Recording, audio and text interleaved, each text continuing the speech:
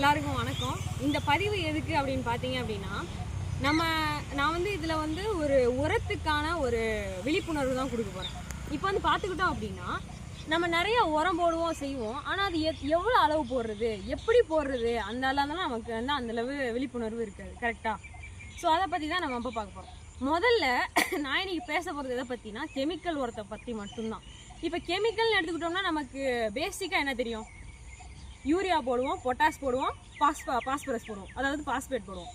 சரி, இத்தனை உரம் போடுறோம், அதெல்லாம் எதுக்கு போடுறோம் அப்படின்றது நமக்கு தெரியணும். இப்போ நீங்கள் நைட்ரஜன், அதாவது யூரியாவை எடுத்துக்கிட்டீங்கன்னு வச்சுக்கோங்களேன், அது வந்து நல்லா இலை பச்சை பசேர்னு வரணும்னு நினச்சிக்கிட்டிங்கன்னா நீங்கள் வந்து யூரியா போடணும். அதாவது அது வந்து தலைச்சத்து, புரியுதா? இதே இது நீங்கள் பொட்டாஸ் போடுறீங்க அப்படின்னா மணிச்சத்துன்னு என்னது? அந்த இப்போ தென்னை மரம்னு எடுத்துக்கிட்டிங்கன்னா தேங்காய், நெல்லுன்னு எடுத்துக்கிட்டிங்கன்னா நெல்மணி, இந்த மாதிரி மணிச்சத்து அப்படின்னா பொட்டாஸ் போடணும். இதே பாஸ்பேட் எதுக்கு போடணும்னா வேர் சத்துக்கு. ஒரு மரத்தோட முழு சூட்சமுமே எங்கே மறைஞ்சிருக்குன்னு பார்த்தீங்கன்னா வேரில் தான் இருக்குது. ஸோ அந்த வேர் ஸ்ட்ராங்காக இருக்கணும் அப்படின்னா நீங்கள் வந்து என்ன பண்ணணும்? பாஸ்பேட்டு போடணும். சரி, இப்போ அதெல்லாம் சரி, இப்போ எவ்வளோ அளவு போடணுன்றதுக்கு வருவோம். இப்போ நீங்கள் ஒரு 100 கிலோ நைட்ரஜன் வாங்குறீங்க, அதாவது யூரியா வாங்குறீங்க. அதில் 100 கிலோ நைட்ரஜனுமே உங்கள் மரத்துக்கு போய் சேர்ந்துரும்னு நீங்கள் நினைக்கிறீங்களா? சத்தியமாக கிடையாது. ஏன் அப்படின்னா, நீங்கள் 100 கிலோ போடுறீங்கன்னா அதில் 46 கிலோ மட்டும்தான் நீங்கள் போய் சேரும் மரத்துக்கு. அதே மாதிரி நீங்கள் பேர் என்னது பொட்டாஸ் போடுறீங்க அப்படின்னா அதில் வெறும் 50 கிலோ மட்டும்தான் வந்து போய் சேரும். 100 கிலோ போட்டிங்க அப்படின்னா அந்த 50% தான் போய் சேரும். புரியுதா? இதே இது நீங்கள் பாஸ்பேட் போடுறீங்கன்னா, நீங்கள் 100 கிலோ போடுறீங்கன்னா அதில் வெறும் 16 கிலோ தான் போய் சேரும்.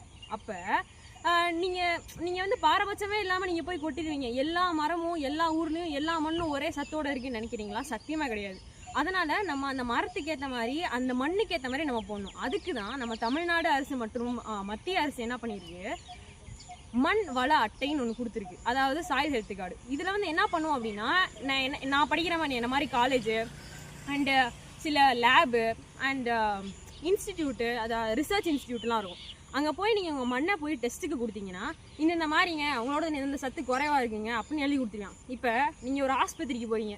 அப்போ ஆஸ்பத்திரிக்கு போனீங்கன்னா உங்களுக்கு அடிக்கடி நீங்கள் அந்த அட்டை எடுத்துகிட்டு போனால் தானே எழுதி கொடுக்கறதுக்கு கரெக்டாக இருக்கும். அதே மாதிரி மண்ணோட வளத்துக்கான ஒரு அந்த நமக்கு ஆஸ்பத்திரியில் கொடுக்குற மாதிரி நம்ம மண்ணுக்கு கொடுக்குறது அந்த மண் வள அட்டை. அது கண்டிப்பாக எல்லா விவசாயிக்கிட்டையும், எல்லா நிலம் வச்சுருக்கவங்ககிட்டையும், எல்லா செடி மரம் இந்த மாதிரி வளர்க்குறவங்க எல்லாருக்கிட்டையுமே அந்த சாயில் ஹெல்த் கார்டு இருக்கணும். அப்போ இப்போ சரி, அந்த இதெல்லாம் விட்டுருங்க, நீங்கள் வந்து சாயில் ஹெல்த் கார்டு வாங்கிடணும், அது வேறு மேட்ரு. இப்போ அதுக்கடுத்து எவ்வளோ அளவு போடணுன்றதுக்கு வந்துடுவோம். இப்போ நான் சொல்லிட்டேன், 100 கிலோவில் வந்து 46 கிலோவே வந்து எது இருக்கும்? நைட்ரஜன் இருக்கும்.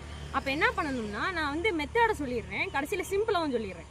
இப்போ பார்த்துக்கிட்டிங்கன்னா நான் என்ன சொன்னேன், 100 கிலோவில் 46 வந்து என்ன இருக்குன்னு சொன்னேன்? நைட்ரஜன் இருக்குன்னு சொன்னோன்னா, அப்போ 100ல் 46 வகுத்துருங்க, 2.2. அப்போ உங்களுக்கு எவ்வளோ சஜஸ்ட் பண்ணுறாங்க, உங்களுக்கு அங்கே எவ்வளோ ரெக்கமெண்ட் பண்ணுறாங்க அப்படின்றது கூட அந்த 2.2 நீங்கள் பெருக்கணும்.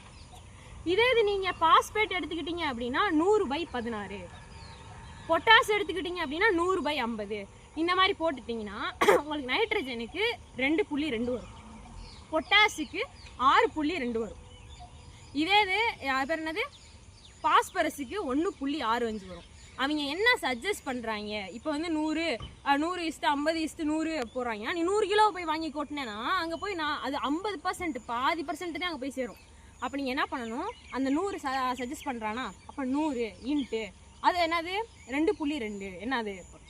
அதே மாதிரி பாஸ்பேட்டுக்கு அந்த மாதிரி, பொட்டாஸுக்கு அந்த மாதிரி, இந்த மாதிரி போட்டுக்கிட்டிங்கன்னா கரெக்டான சத்து உங்கள் மண்ணுக்கு உங்கள் மரத்துக்கு போய் சேரும். அதனால் உங்களுக்கு மகசூல் கண்டிப்பாக நிறைய கிடைக்கும். இந்த பதிவை பொறுமையோடு பார்த்ததுக்கு ரொம்ப நன்றி. வணக்கம்.